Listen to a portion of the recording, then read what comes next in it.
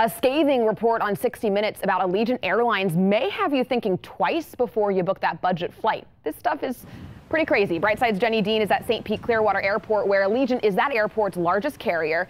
And Jenny, they dug up some pretty scary stuff about some persistent problems with Allegiant, right? Yeah, that's right, Hillary, but it really doesn't seem to be deterring any passengers here this morning. You can see the Allegiant gate behind me. We've been watching dozens upon dozens of people getting dropped off, parking and walking in, getting to their airline. But the problems mentioned in the report, well, they are very serious. There are mechanical issues, things like mid-air breakdowns, aborted takeoffs, cabin pressure loss, emergency descents, and unscheduled landings. And this isn't really new information. As a matter of fact, we've been reporting on issues with Allegiant for a couple of years now.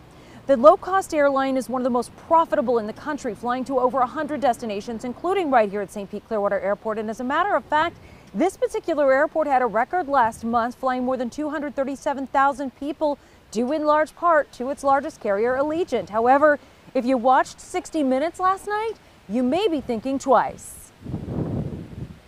You're a former member of the NTSB. Would you fly on an Allegiant plane? I have encouraged my family, my friends, and myself not to fly on Allegiant. Now, the biggest problem, noted 60 Minutes, could be the aging MD-80s that make up about 30% of Allegiant's airplanes. Most of them were bought secondhand from foreign airlines. And these planes do require quite a bit of maintenance, and good parts are hard to find.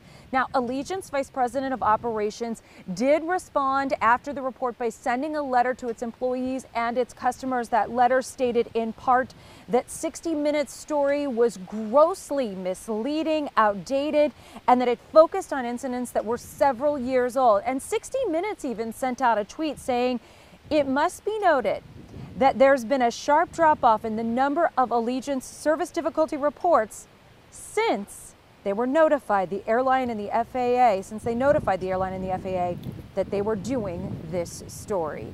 So it remains to be seen if it will hurt the passenger count. Of course, this morning, it doesn't look like it.